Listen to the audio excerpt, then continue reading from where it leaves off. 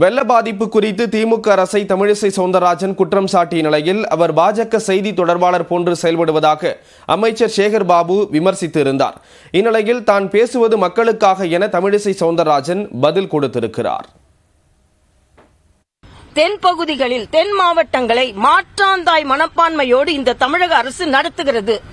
ஏனென்றால் 18ஆம் தேதி 17ஆம் தேதி மாலை 4 மணி நேரத்திற்குள் எல்லோரையும் அப்புறப்படுத்துங்கள் என்று கலெக்டர் தொலைபேசியில் தொடர்பு கொள்கிறார். நான் இப்ப கேட்டேன், எந்த இடத்துக்கு கூட்டிட்டு போன எப்படி சாப்பாடு போன்றதுல பின்னால பாத்துக்கலாம், எல்லாரையும் அப்புறப்படுத்துங்க. எங்க அப்புறப்படுத்துவீங்க? என்ன ஏற்பாடு? டிசாஸ்டர் மேனேஜ்மெண்ட்டுக்கு 4-5 நாளாக எச்சரிக்கை வரும்போது என்ன கூட்டம் நடத்தினீர்கள்? முதல்ல பாண்டிச்சேரியோட கவர்னர் வேலையை அந்த அம்மாவை பார்க்க சொல்லுங்க. பாரதிய ஜனதா கட்சியினுடைய செய்தி தொடர்பாளராக மாற வேணாம்னு சொல்லுங்க. அவங்களுக்கு இருக்கிற பணியை அவங்க பார்க்க சொல்லுங்க. அவங்களோட எதிர்கால திட்டம் தமிழகத்தில் எங்கேயாவது நாடாளுமன்ற உறுப்பினராக போட்டியிடணுன்ட்டு. நிச்சயமா எங்க போட்டிட்டாலும் ஏற்கனவே தமிழக மக்கள் அவங்களுக்கு தோல்வியை தான் பரிசாக கொடுத்துருக்காங்க. மீண்டும் தோல்வியைத்தான் பரிசாக தருவார்கள்.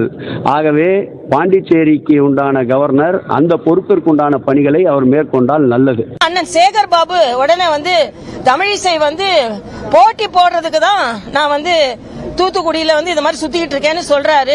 உங்களுக்கு எப்ப பார்த்தாலும் ஓட்டு போட்டி தானா? அதுக்கு மேல சிந்திக்கவே மாட்டீங்களா? நான் உண்மையான மனிதாபிமான உணர்வோடு என்னோட சகோதர சகோதரிகள் பாதிக்கப்பட்டிருக்கிறார்கள் என்று நான் வந்தேன், அவ்வளவுதான்.